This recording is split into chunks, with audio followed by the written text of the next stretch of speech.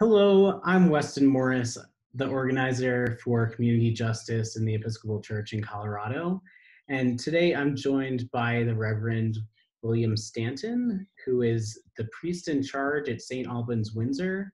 We're going to talk briefly about the reality of LGBT inclusion in the church and how the reality has changed because of the coronavirus pandemic. Welcome, William. It's good to see you. Thank you so much. First off, I would like to ask you, can you tell me a little bit about your interest in the topic of LGBT inclusion? As a priest in the Episcopal Church in Colorado, as well as a member of the LGBTQ community, I have strong interest in our community being included and having a life in the church, a life that was promised to us by Christ, and a life that we vow to respect and to protect when we take our baptisms and our baptismal vows. I truly believe that the Episcopal Church has come a long way for inclusiveness of the LGBTQ community. My own church of St. Albans is incredibly inclusive and lovely and welcoming, as have been other churches that I've been either serving or been members to. Mm-hmm. I know that there are some other churches out there that are not as inclusive. Mm-hmm. And my hope is that once they start to look at their vows and look at, to be able to see members of the LGBTQ community for who they are, beloved children of God, that their hearts will be changed, their hearts will be transformed, and we can truly begin to respect the dignity of every human being. Agreed. Thank you for that. I appreciate you being here and being willing to share that with us. So my second question for you is how we can see that all of our communities are being affected by this pandemic, but what about the LGBT community do you think concerns you the most when it comes to the pandemic of coronavirus?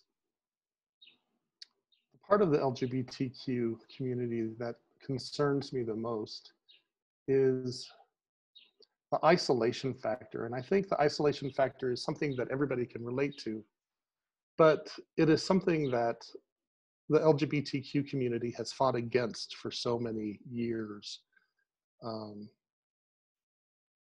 Being made to feel alienated, or even being alienated from our families. Our LGBTQ youth who can't be their true and honest selves to their families without their friends. And oftentimes their friends are their families when their families reject them. Just the alienation, it makes us feel separated from inclusion, I guess, in normal community, the regular society. I know for myself, growing up in the era of AIDS, we were made, that members of the LGBTQ community were made to feel lesser than our straight brothers and sisters, our straight siblings. And coronavirus really brings that up, at least in me, and how that can be spread out just not only to the youth, but people who lived through that era, as well as our elderly LGBTQ members who felt that they needed to marry just so that they could fit into society. Right. So, and how there is that lack of connection. Yeah, we have connection through phones, or Zoom and FaceTime and Messenger and all that. But there's nothing that can truly beat that one-on-one, that being surrounded by our community, our friends who accept us for who we are. Right. Who will use our proper pronouns, who will use us by our chosen names as opposed to our given names. And the concern is that how it's affecting us,